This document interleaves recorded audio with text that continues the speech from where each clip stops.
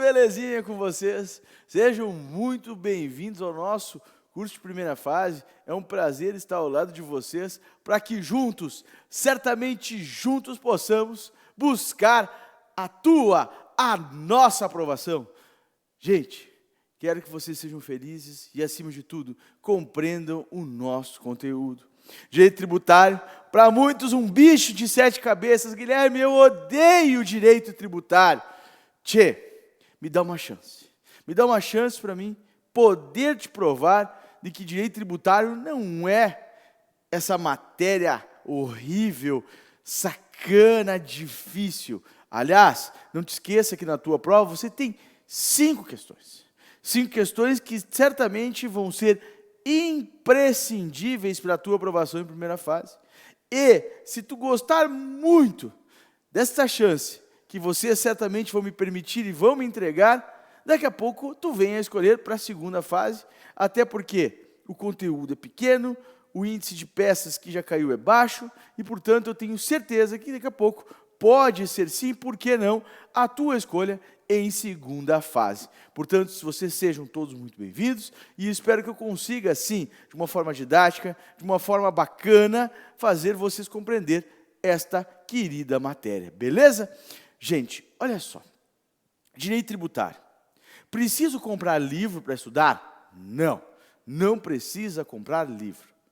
O que você precisa é anotar o que eu vou trabalhar em sala, anotar o que eu vou trabalhar em sala, também, ler o Código, Constituição do artigo 145 ao 162, Constituição do artigo 145 ao 162, CTN e súmula. É isso que tu precisas, basicamente, para aprovar, seja primeira, seja segunda fase, mas aqui, obviamente, com foco em primeira fase, beleza? Não precisa comprar livro, você tem um material de apoio o suficiente para que você consiga acompanhar as nossas aulas. Você vai ter uma aula que espero que vocês consigam entender de uma forma muito didática, portanto, anotem aqui os esquemas que eu vou trabalhar até como forma de revisão, e leiam CF 145 ao 162, CF 145 ao 162, leiam CTN e súmulas tributárias, tá bem? Tranquilo? Show de bola, vamos lá entender esse direito tributário, que para muitos parece um bicho de 7 cabeças, mas eu prometo que não vai ser. E o direito tributário, gente, ele tem uma lógica. E esta lógica eu preciso que vocês compreendam. Porque se você compreender essa lógica, eu tenho certeza, eu tenho convicção de que tu vais entender o direito tributário. Por quê? Porque eu fiz a roda, a roda gigante do direito tributário. Por quê? Porque ele tem uma sequência lógica. É 1 mais 1 e é 2. Quer ver uma coisa? A primeira coisa que nós vamos ver em sala de aula é, afinal de contas, o que é tributo? Afinal de contas, o que é tributo? Conceito de tributo. Depois de nós entendermos o que é tributo, nós vamos ter que entender a segunda coisa. Quem pode criar? Competência tributária. Competência tributária. Quem pode criar? Ponto 3. Quais são as limitações que esses que poderão criar o tributo deverão observar? Eu falo com toda a honestidade do mundo. Aqui, vocês têm no mínimo 30% do conteúdo que já foi abordado em primeira fase de direito tributário. Ou seja, você tem que saber o que é tributo, quem pode criar o tributo, olha a lógica, o que é, quem cria e o que limita este que cria o tributo. Limitações ao poder de tributar, limitações ao exercício da competência tributária quando da criação do tributo. 30% do conteúdo da prova de vocês está nesse conteúdo que nós vamos ver nesses primeiros 2 módulos iniciais. Beleza? O que é, quem faz e o que o limita. Do tipo assim, tudo tem limite na vida. E você aqui terá, sim, de atender a limitações ao exercício da competência tributária para criar tributo. E, portanto, vamos iniciar pelo início. Ou seja, vamos iniciar pelo conceito de tributo. Afinal de contas, Guilherme, o que é tributo? Afinal de contas, Guilherme, o que é tributo? Portanto, tópico 1, conceito de tributo. Afinal de contas, o que é tributo, Guilherme? O que é tributo? O conceito de tributo, gente, está presente lá no artigo 3º do Código Tributário Nacional. E lá, vocês ao ler o conceito, que para muitos parece só um artiguinho, mas que ele tem muita opção de conteúdo para ser exigido da prova de vocês, vem a seguinte questão. Afinal de contas, o que é tributo? Não te esquece que tributo A é toda prestação pecuniária compulsória que você paga em moeda ou cujo valor nela possa se exprimir. Portanto, a primeira questão do conceito de tributo que eu quero e preciso que vocês enxerguem é: tributo é toda prestação pecuniária compulsória que você paga em moeda ou cujo valor nela possa se exprimir. O que quer dizer esta questão referente ao conceito de tributo? Não te esquece que todo tributo ele vai ser pago em pecúnia. O que significa dizer ser pago em pecúnia? Todo tributo vai ser pago em dinheiro, em moeda. Só que, como vocês sabem, nem só de regra vive o nosso direito. Ou seja, via de regra, todo tributo será pago em pecúnia, em moeda. Regra geral. Porém, existe uma exceção prevista no CTN. O tributo também, de forma excepcional,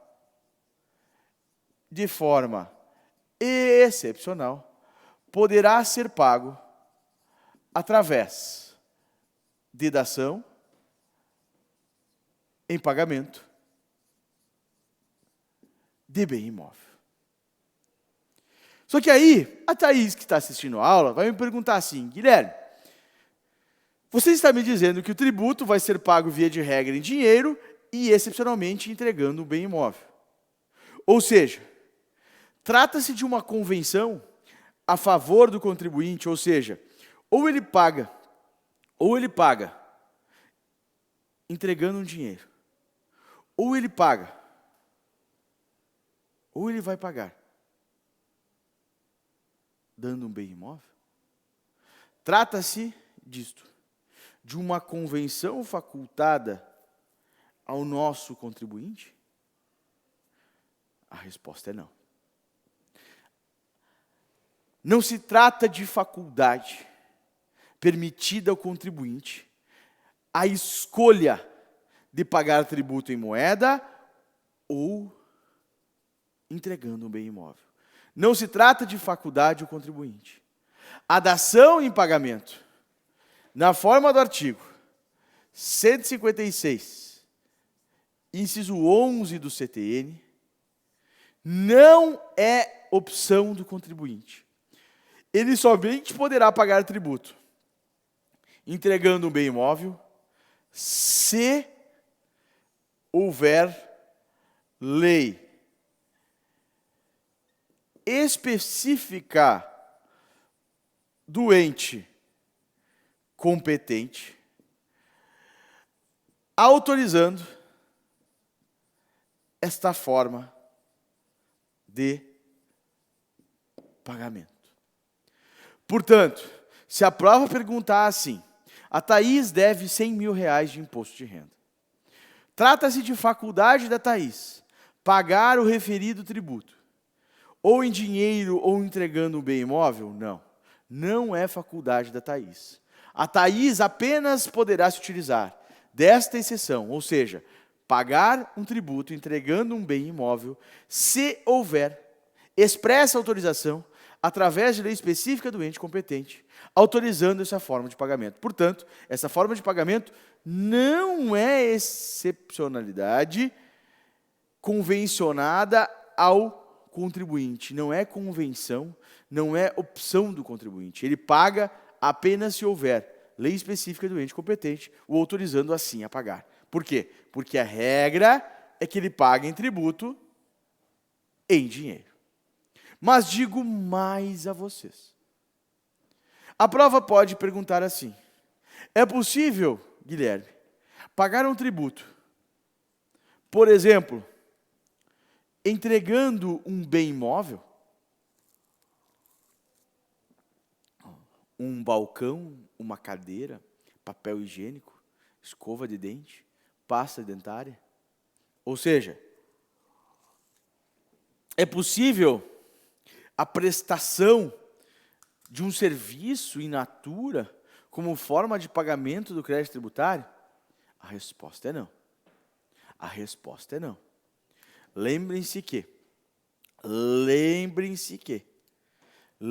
também que dação em pagamento,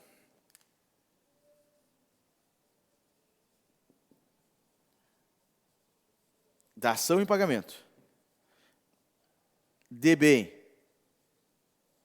móvel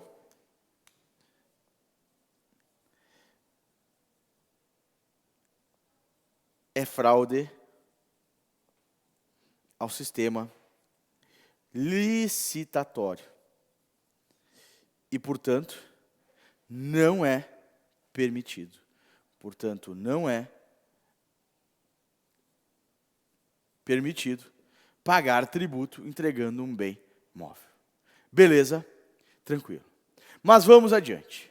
Tributo é toda prestação pecuniária compulsória que você paga em moeda ou cujo valor nela possa se exprimir. B, que não constitua a sanção, que não constitua sanção por ato ilícito. O que significa dizer isso? Significa dizer que nenhum tributo poderá ser exigido como forma de pena. Nenhum tributo poderá ser exigido como forma de penalizar o contribuinte. Portanto, o que tu não pode te esquecer? Nenhum tributo poderá ser criado como forma de punir o contribuinte. Ou seja, peguem aqui comigo. Será que é possível um Estado majorar o IPVA, seja o Estado de Minas, seja o Estado do Rio Grande do Sul, de Santa Catarina, do Acre, Sergipe, enfim, é possível um Estado majorar a alíquota do IPVA como forma de punir aqueles contribuintes que têm um carro que emita mais poluentes? Ou seja, será crível, será possível que seja tributado com um maior valor aqueles que emitam mais poluentes, os veículos que emitam mais poluentes, como forma de puni-los? Não. Segunda pergunta que a prova pode também trazer para vocês. Será que um município pode criar uma taxa como forma de punir as empresas que são potencialmente poluidoras? Também não. Por quê? Porque tributo não poderá ser exigido,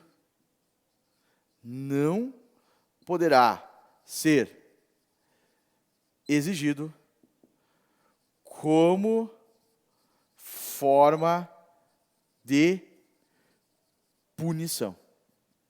Ou seja, nenhum ente poderá exigir tributo como forma de punir alguém. Mas digo mais a vocês: também não poderá ser exigido tributo de atividade ilícita. Ou seja, se perguntarem na tua prova assim, o Guilherme, ele é vendedor de LSD. E o Guilherme, ele é visto pela fiscal Thaís vendendo drogas. É possível que exista incidência de ICMS pelo ato do Guilherme vender drogas? Ou seja, é possível que seja exigido tributo pelo ato do Guilherme estar vendendo drogas? ICMS comercializando LSD? Não. É possível que se cobre SSQN pelos serviços do jogo do bicho contravenção penal? Também não. Ou seja, não poderá ser exigido tributo como forma de punição, bem como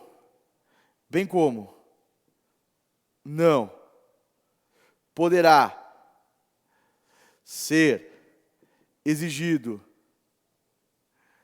tributo de atividade ilícita. Ou seja, não se pode exigir tributo, seja utilizando como forma de pena, nem como forma de tributar a atividade ilícita. Entretanto, tenho um cuidado aqui. Os frutos oriundos da atividade ilícita poderão ser tributados, ou seja, a renda que o Guilherme recebe, a renda que o Guilherme ofere, vendendo drogas, poderá ser tributada. Ou seja, a atividade ilícita vender drogas não pode ser tributada. Mas os frutos, a renda que o Guilherme recebeu, vendendo droga, poderá ser tributada. Portanto, cuidado. Cuidado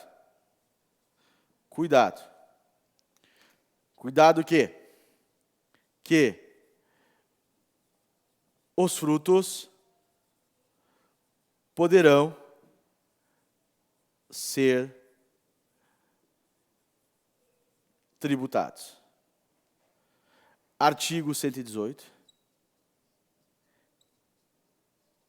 inciso 1 do CTN. Eu vou abstrair a validade da atividade ilícita para cobrar tributo. Portanto, prestem atenção para não errar na prova. A Thaís, ela vende maconha para várias pessoas. Pelo ato da Thaís estar comercializando maconha, há incidência de ICMS por tratar-se a maconha de uma mercadoria? Não. Por quê? Porque eu não posso exigir tributo sobre a atividade ilícita. Só que a Thaís, por tanto vender maconha, ela ganhou em um ano R$1 milhão.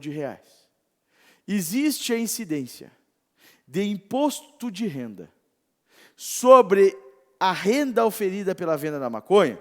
Sim. Por quê? Porque o dinheiro oriundo da atividade ilícita poderá ser tributado. Oferiu renda, os frutos da atividade ilícita poderão ser tributados. É o famoso princípio da pecúnia non olet. Ou seja, o dinheiro não tem cheiro, não importa onde o contribuinte conseguiu o seu dinheiro. Ou seja, não importa se o contribuinte ganhou dinheiro vendendo droga. Os frutos da atividade, sim, poderão ser tributados. Beleza? Portanto, o que diz lá o conceito de tributo? E vejam quanto ele é importante e quanta questão pode sair desse conceitinho. Diz lá assim, tributo, artigo 3º do CTN. É toda prestação pecuniária compulsória que você paga em moeda ou cujo valor nela possa exprimir. Que não constitua sanção por ato ilícito, previsto em lei. Previsto em lei. Previsto em lei. Previsto em lei, mediante atividade vinculada da administração pública. O que significa dizer isso? Princípio da tipicidade cerrada, a mesma aquela que vocês vejam lá no direito penal, que vocês enxergam lá no direito penal. Não existe tributo sem lei anterior que o defina. Bem como a atividade de administração pública estará vinculada na forma da lei. Ou seja, a atividade de administração pública estará vinculada na lei. Ou seja, a administração pública não tem como agir de forma discricionária. Não existe conveniência e oportunidade. Somente aos exatos termos da norma é que poderá ser exigido o tributo. Portanto, vocês já sabem e já viram comigo o que é tributo. Tributo é toda prestação pecuniária compulsória que você paga em moeda ou cujo valor nela possa exprimir, que não constitua sanção por ato ilícito, previsto em lei, mediante atividade vinculada à administração pública. Mas, afinal de contas, quantas espécies de tributos nós temos em nosso ordenamento? Mas, afinal de contas, quantas espécies de tributos nós temos em nosso ordenamento? Certo? Gente, eu quero que vocês entendam que tributo é um gênero. Tributo é um gênero. E este gênero apresenta 5 espécies tributárias. Tributo é imposto. Tributo é taxa. Tributo é contribuição de melhoria. Tributo é contribuição especial. E tributo é empréstimo compulsório. Tributo, portanto, é um gênero de 5 espécies tributárias. Tributo é imposto, tributo é taxa, contribuição de melhoria especial e empréstimo compulsório. E toda vez que eu mencionar tributo, eu estarei falando, portanto, das 5 espécies tributárias. Beleza? Mas a pergunta que fiz, seguindo aquela nossa sequência lógica, é: Guilherme, quem pode criar essas espécies tributárias? Quem poderá criar essas espécies tributárias? Quem poderá criar estas espécies tributárias? E o que eu preciso ver agora com vocês? Quem terá competência para criar estas 5 espécies tributárias? Item 2 da aula de vocês, competência tributária. Não esqueçam que quem poderá criar esses tributos? Lembrem que, quando eu falo conceito de tributo, eu estou falando conceito de imposto, de taxa, contribuição de melhoria, ou seja, conceito de qualquer uma dessas espécies tributárias. Ok? E a pergunta que fiz agora a vocês é: quem poderá criar estas 5 espécies tributárias? Lembra que a Constituição, ela não cria tributo. A Constituição, ela outorga poder para os entes criarem tributos. E quem são os entes que poderão criar tributos? A União, o Distrito Federal, os estados e os municípios. Ou seja, são estes entes, União, Distrito Federal, estados e municípios, que receberam a outorga, a autorização constitucional para criarem os seus respectivos tributos. Ou seja, a União, o Distrito Federal, o Estado e os municípios poderão criar os tributos, cujos quais foram autorizados pela nossa Constituição Federal. Mas, afinal de contas, Guilherme, quais são os tributos que a União, que o Distrito Federal, que os estados e os municípios poderão criar? Ou seja, vamos ver quais os tributos que essas crianças aqui poderão criar. Beleza? E para fazer isso de uma forma didática, eu gosto sempre de explicar isso em uma tabelinha. Eu gosto sempre de explicar isso em uma tabelinha. Quais são os tributos que os entes poderão criar?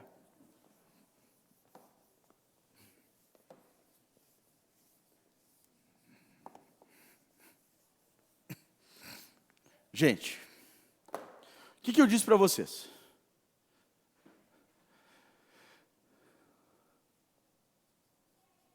Tributos. Existem os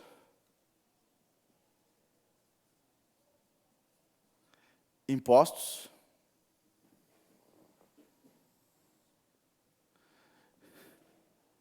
existem as taxas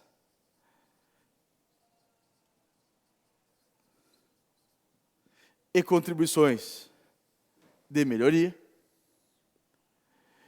existem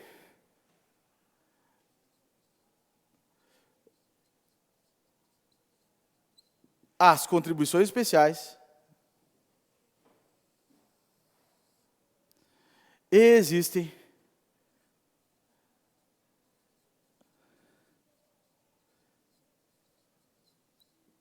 os empréstimos compulsórios. Portanto, eu listei aqui para vocês as 5 espécies tributárias. E eu disse a vocês que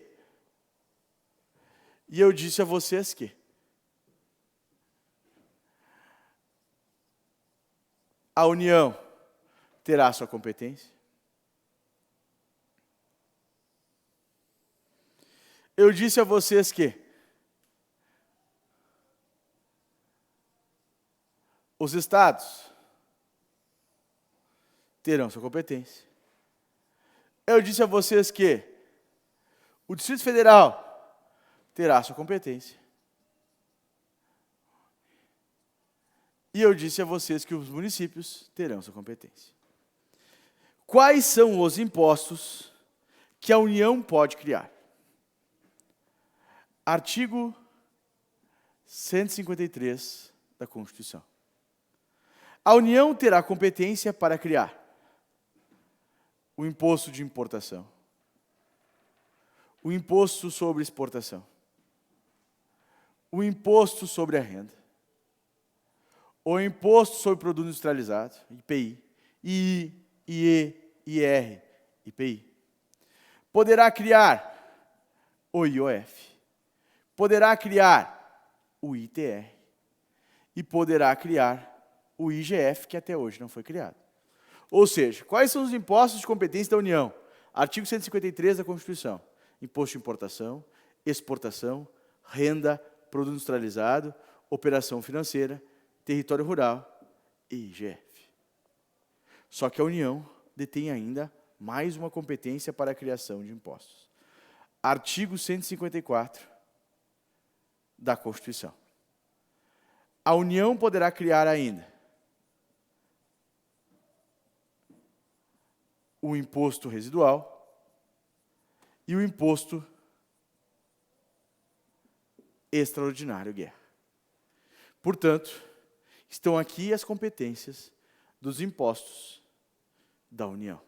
Eu já explico o que é o imposto residual. Certo? Imposto de importação vai incidir sobre importação, exportação sobre exportação, renda sobre a renda oferida, produto industrializado, quando houver a saída de um estabelecimento de um produto que tenha sido industrializado, operação financeira, propriedade rural, grandes fortunas. Quando houver casos de guerra, em imposto residual, já explico a vocês. Quais são os impostos que os estados poderão criar? Artigo 155 da Constituição. Os estados poderão criar o IPVA, o ICMS e o ITCD. Quais os impostos que o Distrito Federal poderá criar? Artigo 155 da Constituição. IPVA, ICMS e ITCD. Só que não esqueçam. Na forma do artigo 147, o Distrito Federal cumula a competência dos impostos municipais, visto que o Distrito Federal não é dividido por municípios. Portanto, o Distrito Federal, além da competência dos impostos dos estados, na forma do 147, poderá criar os impostos municipais, que são o ISS, o IPTU e o ITBI. Certo? Portanto, o Distrito Federal cumula, além dos impostos estaduais, justamente por não ser dividido por municípios, cumula o Distrito Federal a competência dos impostos municipais, ISS, IPTU e ITBI. E quais são os impostos de competência dos municípios? Bueno, artigo 156 da Constituição. Os municípios poderão criar o ISS, o IPTU e o ITBI. Portanto, os municípios aqui, vocês já sabem quais são os impostos que eles poderão criar, respectivamente. Taxas e contribuições de melhoria. Quem é que pode criar? Na forma do artigo 145, inciso 2 e inciso 3 da Constituição, a competência é comum. Ou seja, a União pode criar, os estados poderão criar, o Distrito Federal poderá criar e os municípios também poderão criar. Tudo na forma do 145, inciso 2 ou 3. Ou seja, é correto vocês afirmar que sim, taxa e contribuição de melhoria, a competência comum, todos os entes poderão criar, na sua respectiva atribuição, essas 4 espécies tributárias. E contribuição especial? Quem é que pode criar? Gente, via de regra, na forma do 149, a União. A União pode criar. A União poderá criar contribuição de Seguridade Social, contribuição de intervenção no domínio econômico e contribuição sobre categoria profissional. Contribuição de Seguridade Social, intervenção de domínio econômico, categoria profissional. Existe alguma contribuição especial que estados, Distrito Federal e municípios poderão criar? Sim. Estados,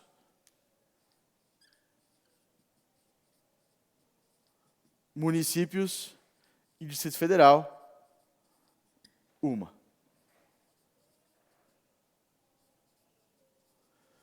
Contribuição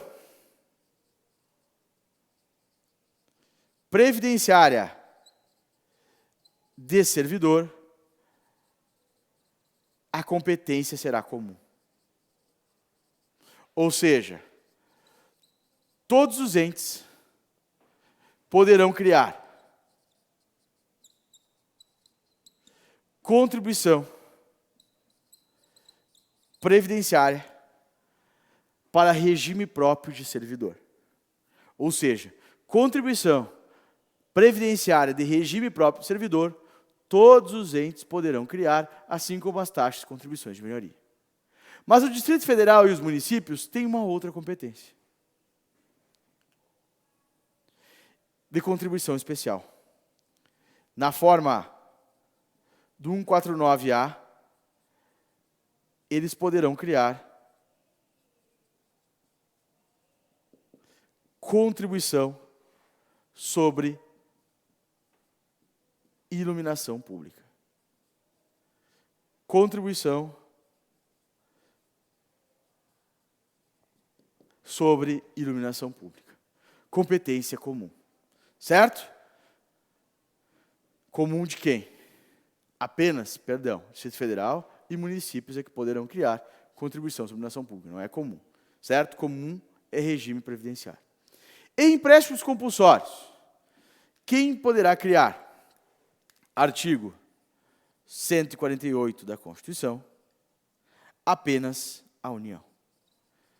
Será apenas a União a possibilidade de criar empréstimos compulsórios. Portanto, vocês viram comigo aqui. Quem tem competência para criar cada tipo de tributo. Só que existem duas perguntas que a prova pode os trazer. Vocês viram comigo aqui? Impostos. Quem pode criar e quais são os tipos de impostos que os entes poderão criar. A pergunta que eu faço é: qual desses entes, municípios, federal, estados e municípios, e União, quem desses entes aqui, ou qual desses entes aqui, poderá criar um novo tipo de imposto?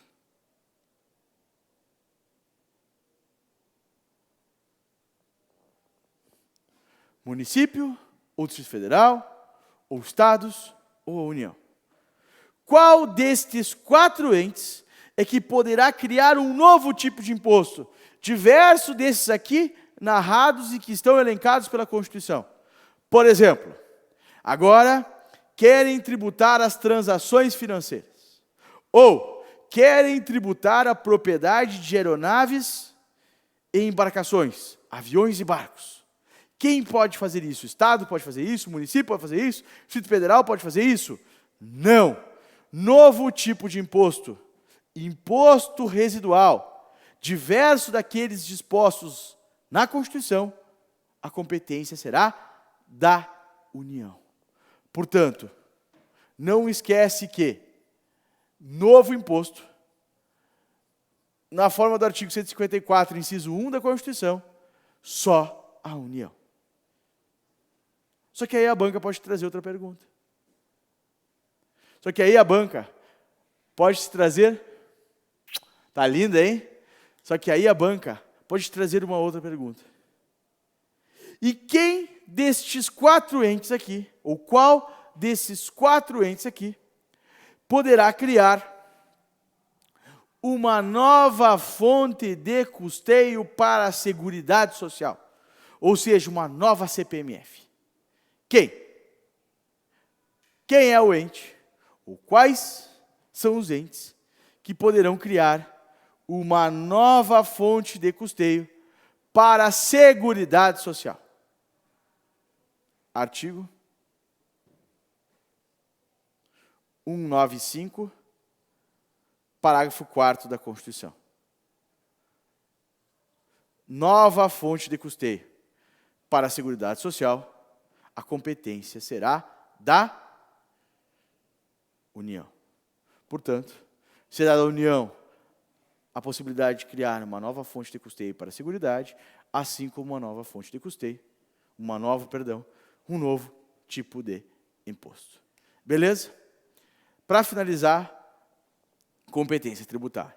Você já sabe o que é tributo e você já sabe quem poderá criar o seu respectivo tributo, outorga essa concedida pela Constituição. Quais são as características desta competência tributária?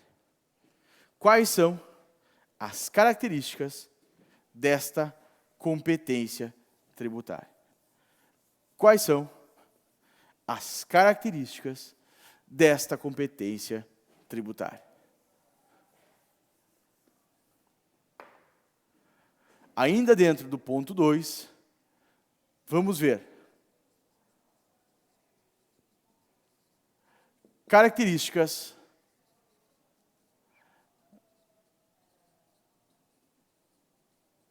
da competência tributária. Primeira característica da competência tributária. Primeira característica da competência tributária.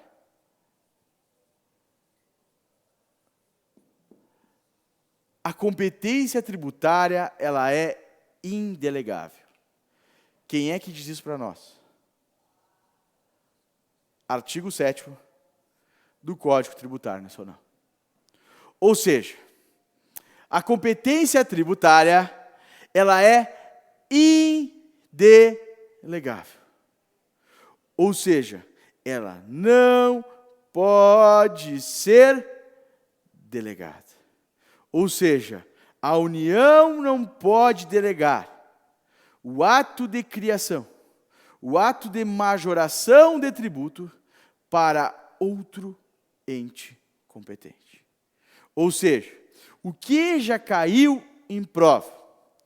O Estado de Cacimbinhas, recentemente criado e ainda com dificuldades de gerência e gestão, repassou aos seus respectivos municípios a possibilidade deles criarem o IPVA para os veículos automotores presentes nos seus respectivos municípios. Ou seja, um Estado recentemente criado repassou aos municípios cujos quais estão em seu território a possibilidade desses municípios viessem a instituir, criar o IPVA e cobrar o IPVA dos contribuintes que, dentro dos municípios, fossem proprietários de veículo motor.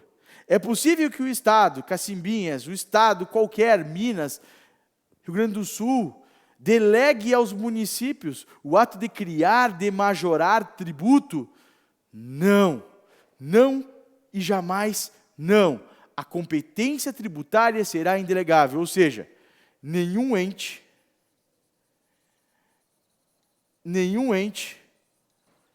poderá delegar a outro ente, nenhum ente poderá delegar a outro ente a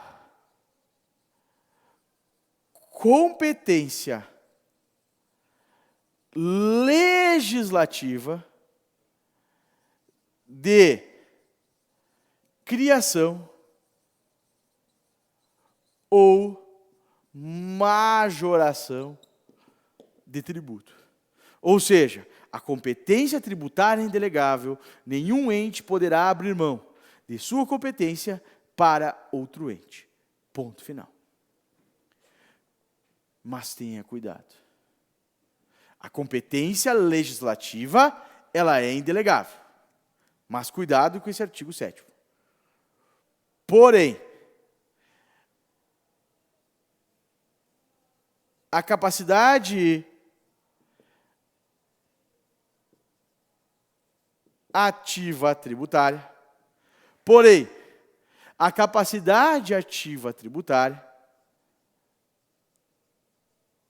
poderá ser delegada. E aqui vocês têm que ter muito cuidado, porque vocês não podem confundir alhos com bugalhos. Uma coisa é delegar a competência de criar e majorar, competência legislativa, esta é indelegável. Mas a capacidade ativa tributária poderá ser delegada. E o que é a capacidade ativa tributária? Não é competência para criar ou majorar tributo. Capacidade ativa tributária é a competência de. Capacidade ativa tributária é a competência de. É a competência administrativa para fiscalizar, executar leis e arrecadar. A competência administrativa poderá ser delegada. O que não pode ser delegado é a competência legislativa. Esta competência legislativa é indelegável. Mas a capacidade ativa tributária, capacidade essa administrativa, poderá ser delegada. Poderá ser delegada para quem? Para outra pessoa jurídica de direito público. Ou seja, a capacidade ativa tributária, competência essa administrativa de fiscalizar, executar e arrecadar, não é aqui criar tributo. Não se trata aqui de criar tributo, nem de majorar. Estou falando de competência administrativa, para fiscalizar e executar e arrecadar. Esta, sim, pode ser delegada para outra pessoa jurídica de direito público, e digo mais, poderá ser revogada a qualquer tempo. Ou seja, lembra que a competência legislativa, indelegável. Mas a competência administrativa poderá ser delegada na forma do próprio artigo 7º, desde que seja feita para outra pessoa jurídica de direito público, e lembrando que ela poderá ser revogada a qualquer tempo. Quais são as outras características da competência tributária? Ela é indelegável. Ela é indelegável. Ela é B, irrenunciável. Não posso renunciar a ela. C, ela é imprescritível. Imprescritível. E ela é, não posso renunciar, não prescreve, e ela é facultativa. Crio se quiser. A prova disso é que até hoje o IGF não foi criado, por exemplo, na forma do 153, inciso 7º da Constituição. Ou seja, a competência tributária, sim, ela é indelegável, ela é irrenunciável, não posso abrir mão dela, ela é imprescritível, ela não prescreve, ou seja, não é porque até hoje eu não fiz que um dia não poderei fazer, e ela é facultativa, portanto, eu faço, se assim desejar. Eu quem? Ente competente. Beleza? Ou seja, vocês já viram comigo o que é tributo, vocês já viram comigo quem pode criar. Item 3, ponto 3 do curso de vocês. Quais são as limitações que esses caras aqui, que estes entes competentes terão de observar quando da criação do crédito tributário. Certo? Ou seja, quais são as limitações ao poder do exercício da competência tributária. Portanto, vamos falar agora, ponto 3, de limitações ao poder de tributar. Limitações ao poder de tributar.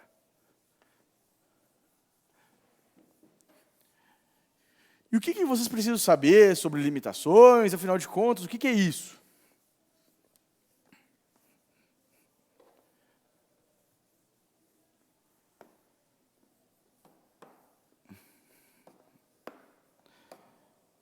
Gente, ponto 3.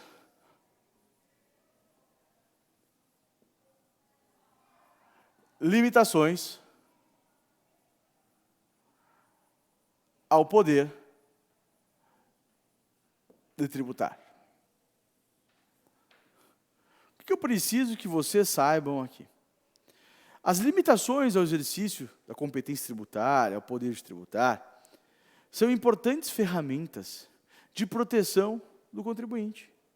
Ou seja, são importantes ferramentas que visam exatamente proteger o contribuinte de uma cobrança arbitrária. Ou seja, é tipo assim, o Guilherme, ele gosta de fazer churrasco com seus amigos. E ele chega tarde em casa.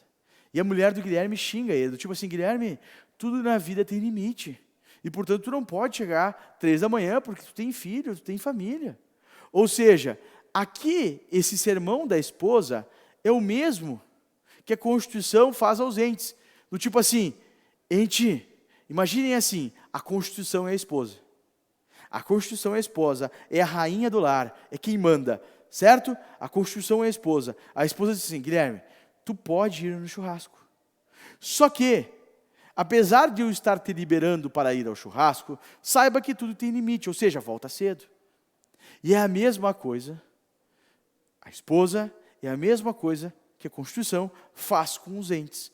Ou seja, entes, vocês podem cobrar tributo, mas vocês vão ter que observar algumas formas, porque tudo na vida tem limite. Ou seja, limitações ao poder de tributar são importantes ferramentas de proteção do contribuinte. São importantes ferramentas de proteção do contribuinte, ou seja, servem para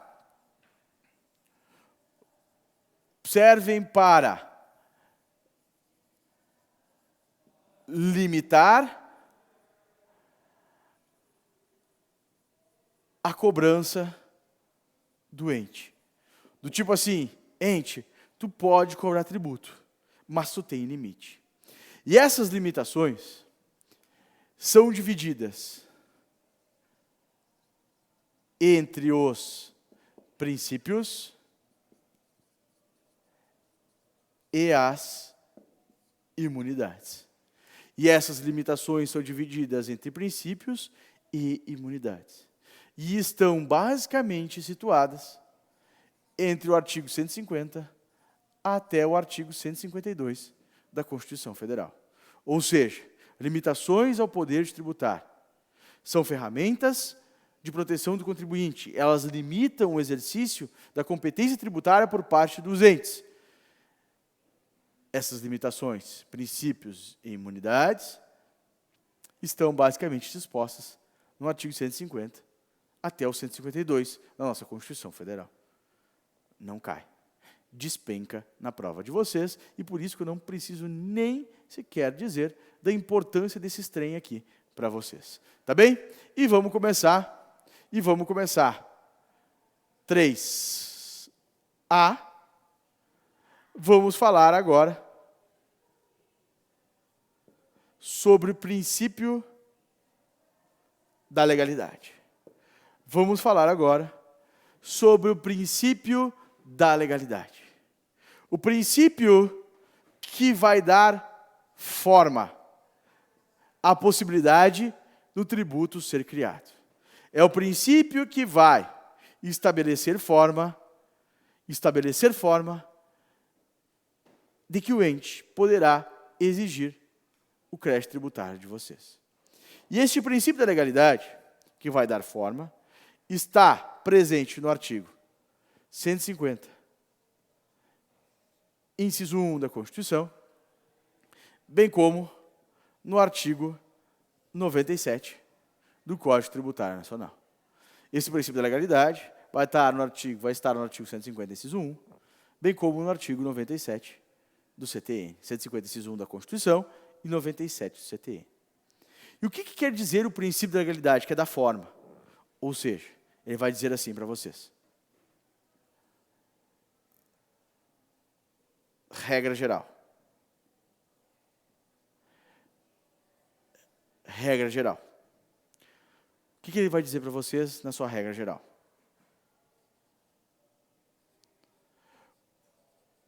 Os entes competentes irão criar, majorar, reduzir ou extinguir tributo.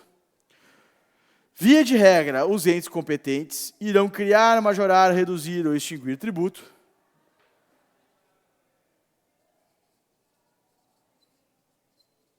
Via de regra, por meio de lei. Por meio de lei. Ou seja, qual é a forma que os entes poderão se utilizar para criar, majorar, reduzir ou extinguir, via de regra, tributos? Por meio de lei. Quem faz lei? Poder Legislativo. Qual lei que eles vão se utilizar, via de regra, para criar, majorar, reduzir e extinguir tributo? Lei ordinária. Portanto, não se esqueçam aqui. os entes competentes, quando do exercício de sua competência tributária, seja para criar, seja para aumentar, seja para reduzir ou por fim a um tributo, via de regra irão se utilizar de uma lei ordinária. Mas existem 4 tributos que somente poderão ser criados, majorados, reduzidos ou extintos, mas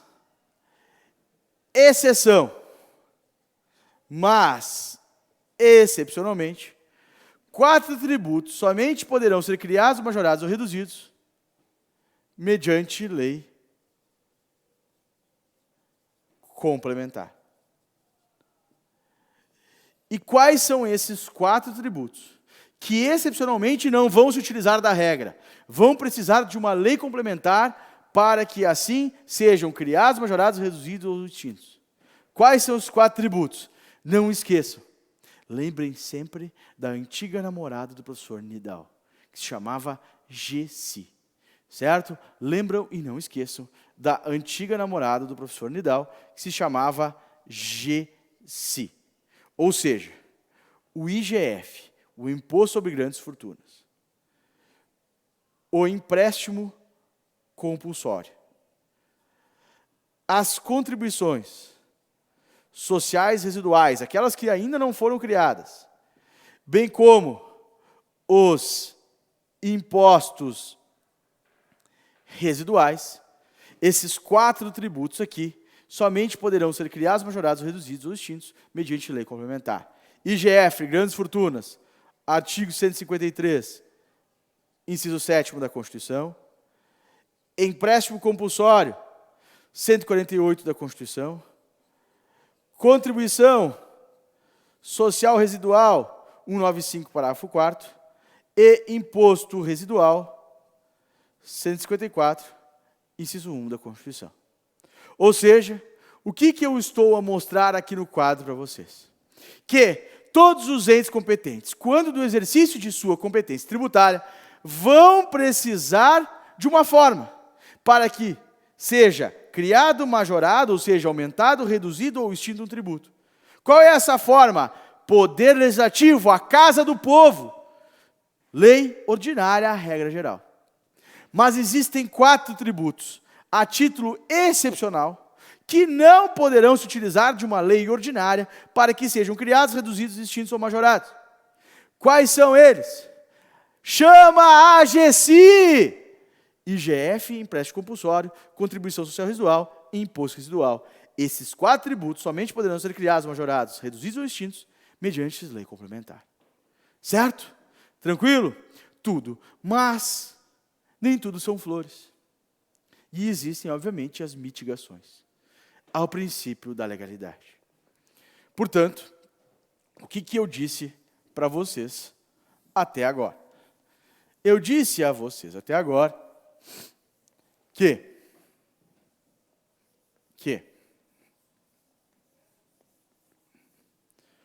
preste atenção comigo aqui. Eu disse para vocês até agora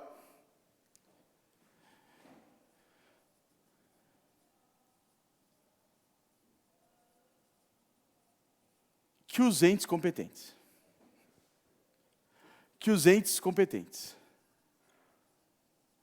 para criar, majorar,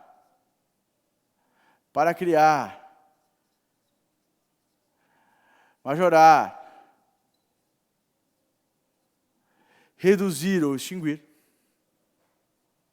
Os entes competentes para criar, majorar, reduzir ou extinguir vão precisar de lei, ou seja, vão precisar do poder legislativo. Seja a lei ordinária, que é a regra geral, seja a lei complementar, que é a exceção. Ou seja, eu disse a vocês que os entes competentes para criar, majorar, reduzir ou extinguir tributo vão precisar de lei, poder legislativo. Lei ordinária, via de regra, lei complementar, exceção. Mas a pergunta que eu faço é: e o poder legislativo? E o poder legislativo? Ele vai ser o instrumento, regra, em que os entes competentes irão se utilizar para a criação, majoração, redução e extinção de tributo. Beleza. Mas o Poder Executivo não pode fazer nada no direito tributário brasileiro? Ou sempre eu vou precisar passar pela Casa do Povo, Poder Legislativo? Cuidado. Nem sempre vou precisar do Poder Legislativo. O Poder Executivo, por vezes, também poderá atuar no nosso direito tributário. Ou seja, existem as mitigações ao princípio da legalidade. Existem as mitigações ao princípio da legalidade, ou seja, existem possibilidades do Poder Executivo atuar diretamente no nosso sistema tributário. E quando é que o nosso Poder Executivo irá atuar no nosso direito tributário? Ou seja, exceções, mitigações ao princípio da legalidade. E aí, vamos para a primeira exceção. Artigo 153, parágrafo 1º da Constituição. Artigo 153, parágrafo 1º da Constituição. Poderá o Poder Executivo. Poderá o Poder Executivo, mediante decreto, mediante portaria, fazer o quê?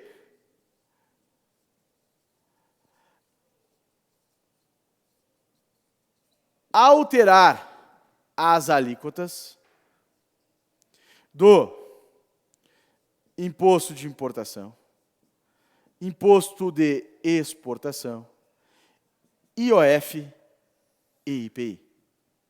Ou seja, poderá o Poder Executivo, por meio de decreto, portaria, convenção, resolução, alterar as alíquotas do II, do IE, do IOF e do IPI. Primeiro, o que significa alterar? Alterar significa fazer qualquer coisa. Significa majorar, reduzir, zerar a alíquota. Significa fazer qualquer coisa com as alíquotas do II, do IE, do IOF e do IPI. Só que aí, eu recebi uma pergunta, agora, recentemente, na última revisão turbo do CEISC, muito inteligente, que me fez o seguinte questionamento. Guilherme, aqui quando tu fala em Poder Executivo, é qualquer Poder Executivo? Não.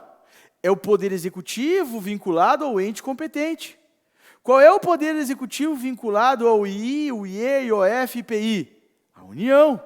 Ou seja, o Presidente da República, o Ministro da Fazenda, todos esses vinculados à administração pública direta da União, poderão aumentar, reduzir, zerar as alíquotas dos seus tributos, que são o I, Imposto de Importação, IE, Imposto de Exportação, IOF, Operação Financeira e IPI, Produto Industrializado.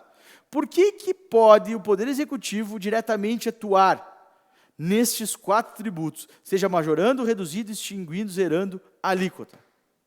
Por quê? Porque eles são conhecidos notadamente como tributos extras fiscais.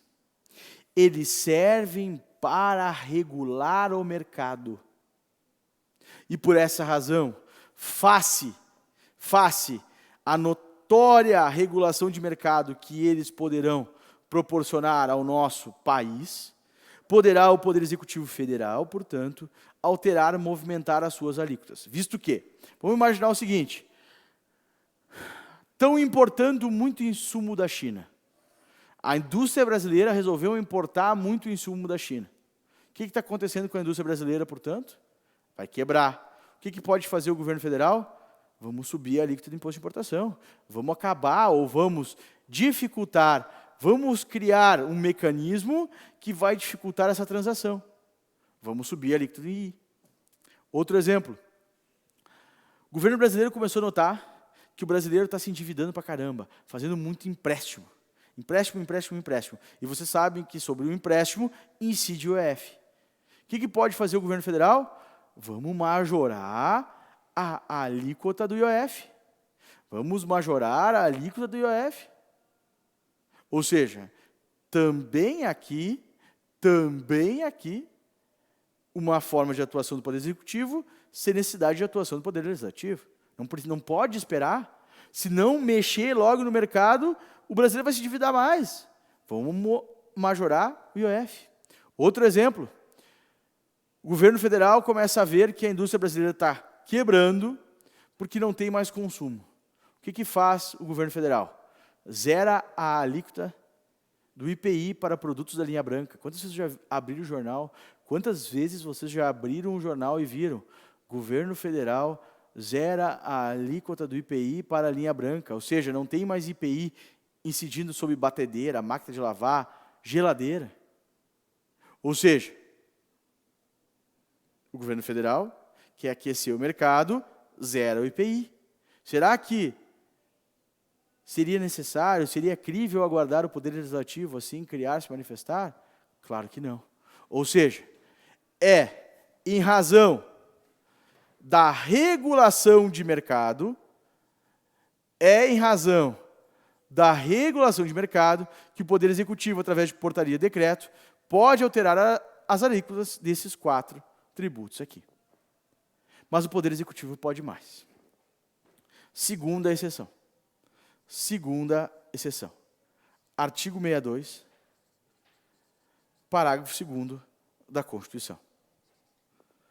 Poderá o nosso Poder Executivo.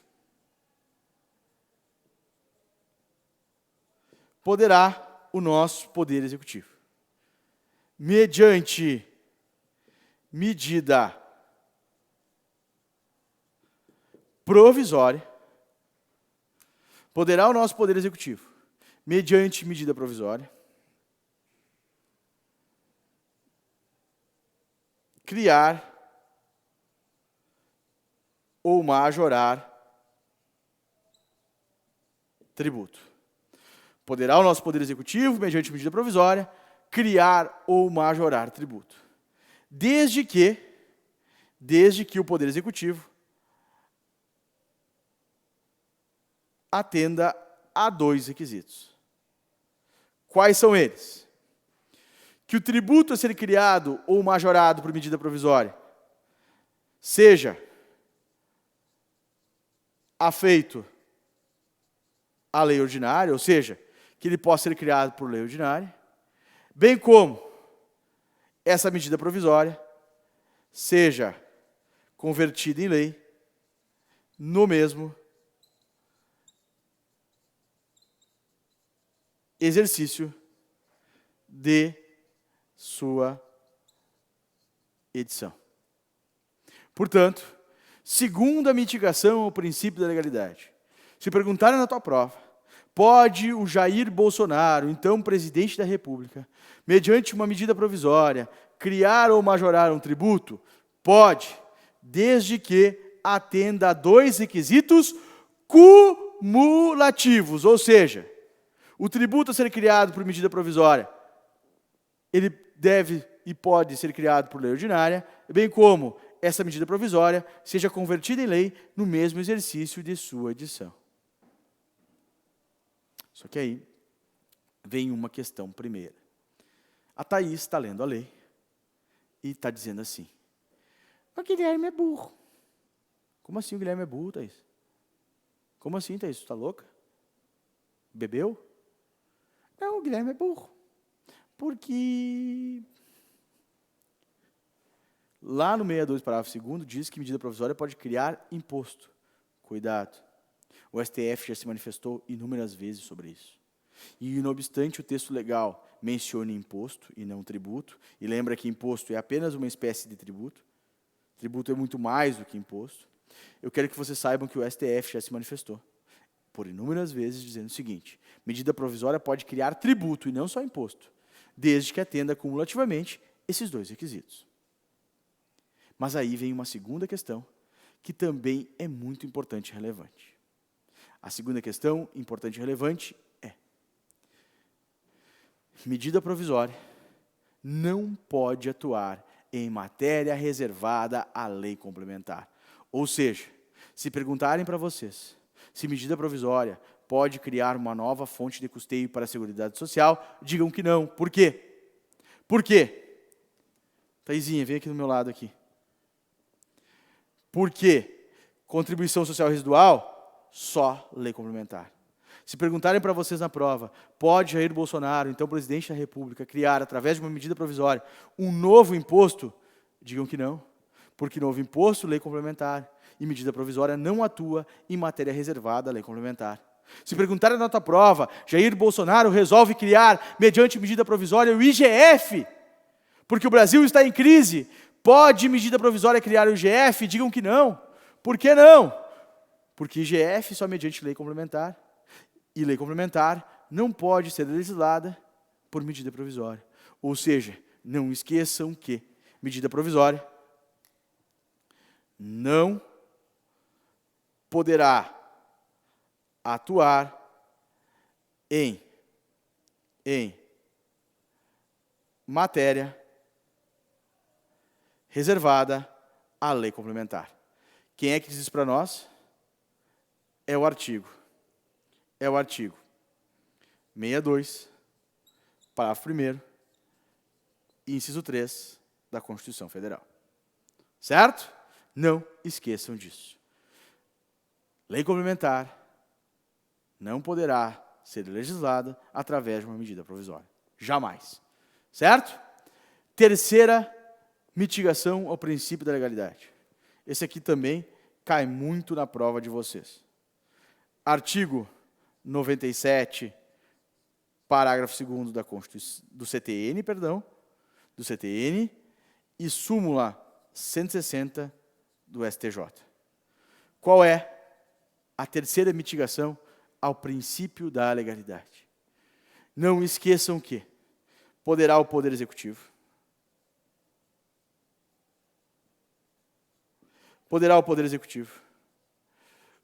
mediante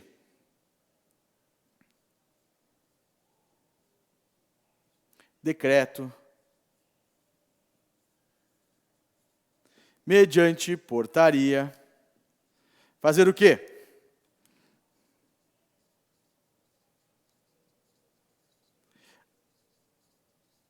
Atualizar base de cálculo de qualquer tributo. Ou seja, o Poder Executivo, vinculado, obviamente, ao ente competente, poderá atualizar a base de cálculo dos seus respectivos tributos. Desde que a atualização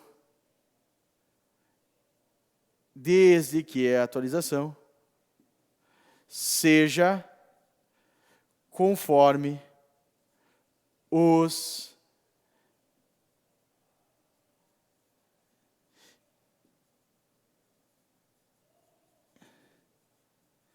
indexadores inflacionários. Desde que a atualização seja realizada conforme os indexadores inflacionários. Por quê? Porque se for acima dos padrões inflacionários, não é atualização, vai ser majoração. E se for majoração, aí apenas deverá ser realizado por meio de lei. Ou seja, o que eu quero aqui que tu não esqueça? O que eu preciso que você não esqueça?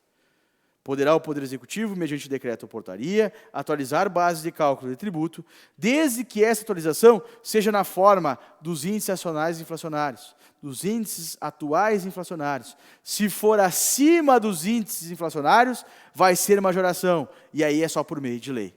Aqui é a atualização. atualização, recomposição da base de cálculo de qualquer tributo pode ser, sim, realizada por meio de um simples decreto.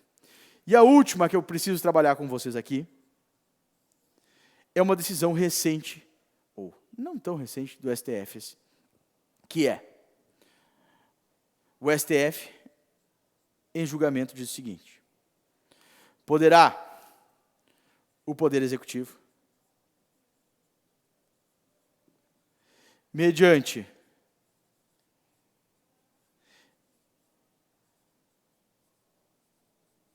decreto, mediante portaria,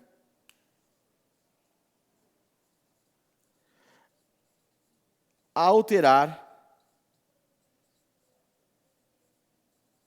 prazo de pagamento.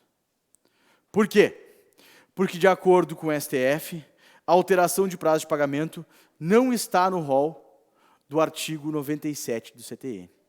Portanto, a alteração de prazo de pagamento pode ser realizada por atos do Poder Executivo. Portanto, está aqui para vocês a regra: vou precisar de lei para criar, majorar, reduzir, seja lei ordinária, excepcionalmente lei complementar, mas o Poder Executivo poderá, por meio de decreto ou portaria, ou até mesmo medida provisória, movimentar o nosso sistema tributário. Beleza? Tranquilo? Show de bola. Dito isso, a gente pode ir para o nosso próximo princípio.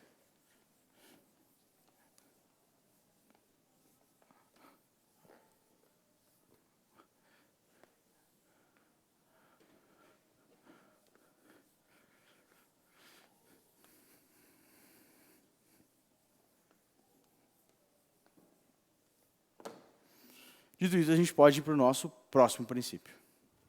Item 3b. Vamos para o princípio da isonomia. Aquele que está no artigo 150, inciso 2 da Constituição. Gente, esse princípio aqui, ele é um tanto subjetivo, é verdade. Porém, e não obstante a sua subjetividade, é importante e cai a parte final dele muito em prova.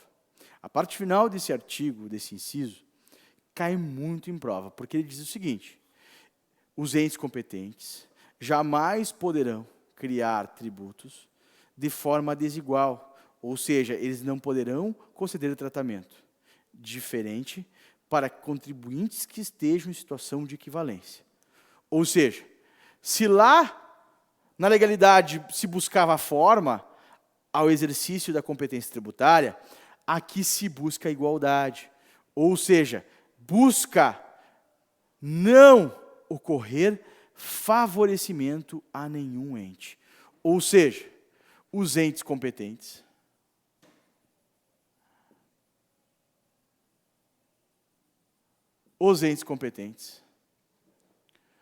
quando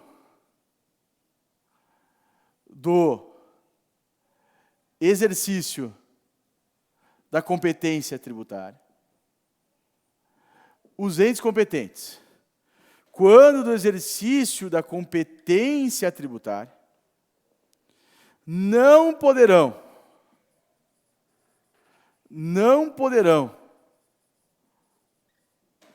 tratar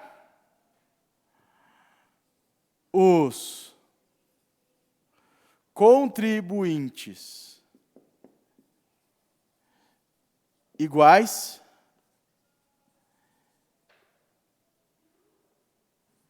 de forma desigual. Ou seja, os entes competentes, quando da cobrança do crédito tributário, jamais poderão exigir os tributos dos seus respectivos contribuintes de pessoas que estão em situação idênticas de forma desigual. Ou seja, todos deverão ser tratados de forma igual. Só que esse princípio ele vai um pouquinho mais longe. Quando ele diz assim: é proibido aos entes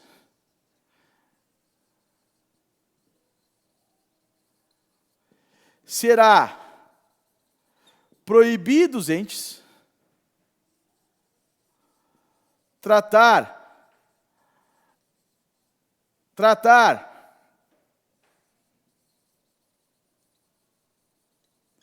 os contribuintes de forma desigual, também em razão de cargo, salário ou proventos. E é aqui que o STF já teve que se manifestar algumas vezes e que a prova tem repetido isto lá na cobrança de vocês. O que a prova tem pego para vocês? A prova tem dito o seguinte: pode ser concedido o benefício da isenção do ICMS para a compra de veículo automotor para os oficiais de justiça, considerando que eles são servidores públicos e precisam dos seus carros para exercer a sua atividade. É possível que isso ocorra? A resposta é não. Por que não? Porque é vedado aos entes dar tratamento desigual em razão de cargo. Ou seja, não é porque o cara é oficial de justiça que eu vou dar e conceder um tratamento desigual para ele. Jamais. Quer ver outro exemplo?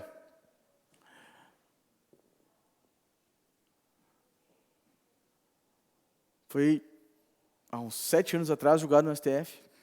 Os servidores públicos do Estado do Rio de Janeiro receberam um benefício de isenção para o pagamento de custos judiciais, acaso necessitassem de ingressar com demanda judicial. Porque vocês sabem que para ingressar com demanda judicial, você paga custas, e custas é um tributo da espécie taxa.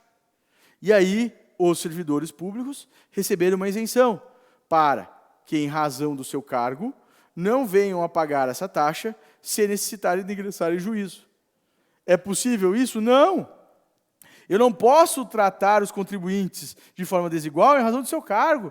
Não é porque o cara é oficial de justiça, não é porque o cara é servidor público que ele vai ganhar ou ter um benefício. Ou seja, eu não posso tratar aqueles que encontram em situação de equivalência de forma desigual. É isso que quer dizer o princípio da isonomia.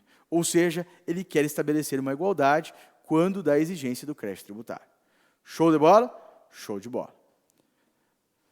Só que aí muitos vão me perguntar assim: Guilherme, tá, mas então não pode ter isenção no nosso sistema tributário? Pode, quando as pessoas estiverem em uma situação de desigualdade. Por exemplo, é possível que exista isenção para a compra de veículo automotor, de tributos para a compra de veículo automotor para pessoas portadoras de deficiência? Claro que é, porque as pessoas são portadoras de deficiência e elas estão em situação de desigualdade. E logo, em razão disto, obviamente que sim, poderá se conceder a elas um tratamento desigual. Agora, aqueles que se encontram em situação de equivalência não poderão ser tratados de forma desigual. Tranquilo, sereno, show de bola. Dito isso, poderemos ir para o nosso próximo princípio, item C.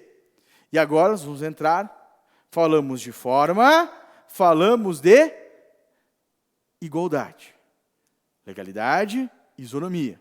Vamos falar o que agora, Guilherme? Vamos falar do princípio da irretroatividade. Princípio da irretroatividade. Está no artigo 150, inciso 3A da Constituição Federal. O que quer dizer o princípio da irretroatividade? Ele quer dizer que a norma tributária não poderá retroagir para albergar fatos pretéritos. Ou seja, eu não posso, portanto, aplicar uma norma que foi alterada para fatos geradores que já ocorreram. Ou seja, o que quer dizer o princípio da irretroatividade? Regra geral. Ele quer dizer que a norma tributária a norma tributária não poderá retroagir. Ou seja, via de regra, vou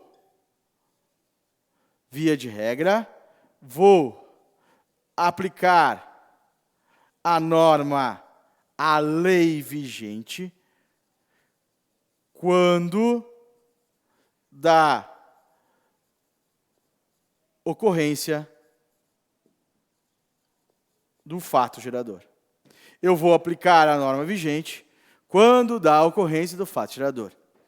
Tem um grande amigo meu, chamado Max Miller, professor nato de direito tributário, que ele sempre diz assim: Guilherme, o princípio da irretroatividade é a mesma coisa que você tirar uma fotografia. Você está andando, tirou uma foto. O que apareceu na foto, a norma que aparecer na foto, é a norma que eu vou aplicar para o caso cogente. Beleza? Só que esta é a regra, o que não significa dizer que não existe exceção. E, portanto, eu trago a vocês agora as exceções ao princípio da irretroatividade, ou seja, quando a norma poderá retroagir. Ou seja, trago as exceções ao princípio da irretroatividade. Exceções ao princípio da irretroatividade, ou seja, exceções ao princípio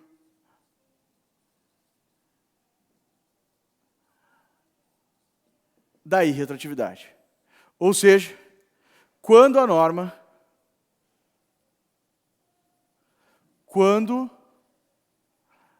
norma poderá retroagir. E lembro a vocês aqui que a nossa Constituição não traz nenhuma exceção, mas o CTN traz. E, portanto, vamos para a nossa primeira exceção. Artigo 106, inciso 1 do CTN. Poderá retroagir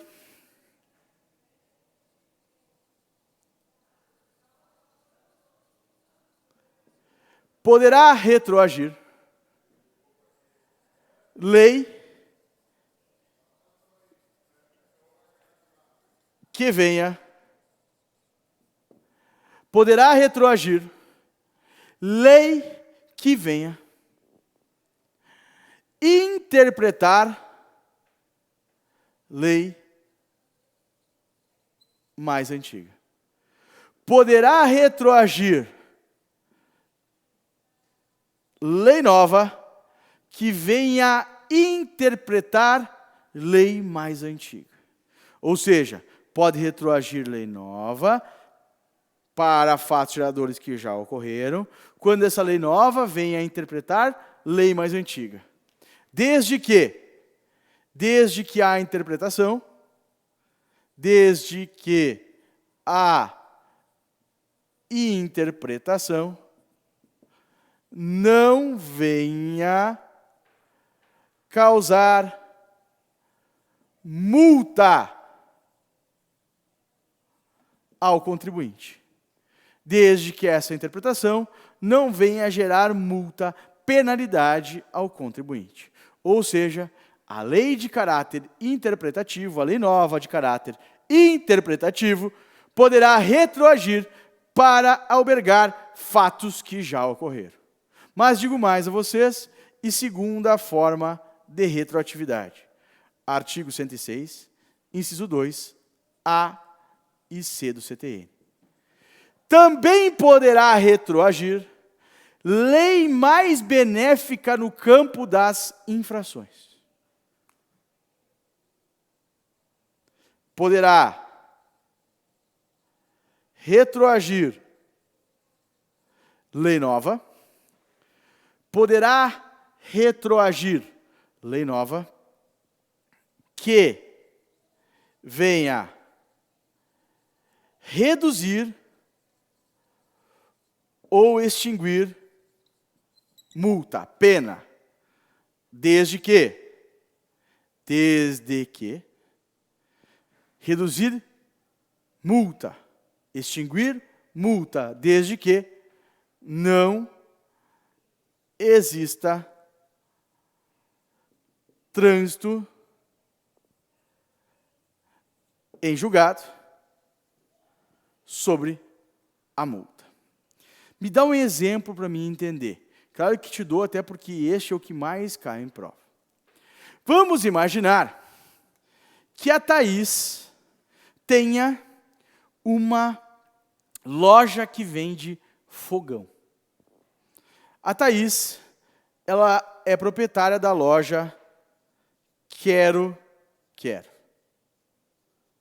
A Thaís, ela tem uma loja chamada Quero. A Thaís, no dia de hoje, 4/2/2020, ela vende fogão. E ela pratica o fato gerador do ICMS.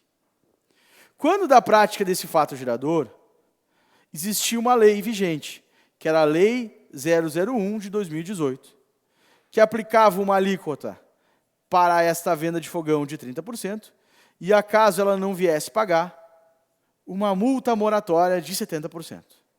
Ou seja, pegue um exemplo comigo aqui. No dia de hoje, a Thaís, proprietária da loja Quero, praticou o fato gerador do ICMS, quando estava vigente a Lei 001/2018, com alíquota de 30% e multa de 70%. Só que ela não pagou. Passou o tempo, 2021, ela continuou sem pagar aquele tributo cujo fato gerador ocorreu lá em 2020. Chegou no ano de 2022 e veio uma lei nova. Veio a ser vigente a Lei 002 de 2022. E essa Lei 002 de 2022 passou a entender, para aquele fato que a Thaís praticou lá em 2020, que a alíquota seria de 15% e a multa de 30%. E aí, passou mais um ano, chegou em 2023, e a Thaís quer pagar o tributo, cujo fato gerador ocorreu em 2020. Ou seja, não percam o fio da meada aqui comigo. Não viajem na batatinha porque é barbada. Vem, olha só. A Thaís, no dia 4 de fevereiro de 2020, praticou o fato gerador do ICMS. Quando ela praticou o fato gerador, lembra, eu vou aplicar regra geral, a lei vigente, quanto da ocorrência do fato gerador. Lei, alíquota 30%, multa de 70%. Só que ela não pagou. O tempo passou e eu sofri calado. Não deu para tirar ela do pensamento. Chegou 2021, ela não pagou ainda. Chegou 2022, veio uma lei nova, cujo qual disse que para aqueles fatos geradores idênticos que a Thaís praticou em 2020, a alíquota vai baixar para 15% e a multa vai baixar para 30%.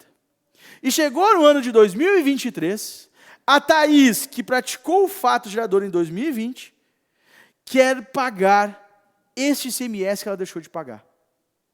E a pergunta que eu faço é, sobre qual alíquota e sobre qual multa a Thaís vai pagar? O que está te dizendo essa exceção? Poderá retroagir lei nova que venha reduzir e extinguir multa, ou seja, a multa era de 70%, passou a ser de 30%. Qual é a multa que a Thaís vai pagar aqui em 2023? 30%. Por quê? Porque está se operando a retroatividade da multa mais benéfica. Era de 70%, passou através da lei nova para 30%, pode retroagir, vai pagar 30%. Agora, sobre qual alíquota ela vai pagar? De 30% ou de 15%? Lembra, só pode retroagir lei nova que venha reduzir e extinguir multa. E, portanto, aqui, meus amores, está havendo o quê? Pode retroagir? Não, é só multa, não é alíquota. Portanto, sobre qual alíquota ela vai pagar aquele tributo? Sobre a alíquota de 30%, que era a alíquota vigente quando do fato gerador. Tá beleza? Tá tranquilo? Com isso, eu encerro esse bloco com vocês e vamos, no próximo bloco, continuar as limitações, falando ainda de princípios e de imunidades. Grande beijo, grande abraço, espero que vocês estejam gostando. Qualquer coisa, estou à disposição de vocês. Valeu, galera!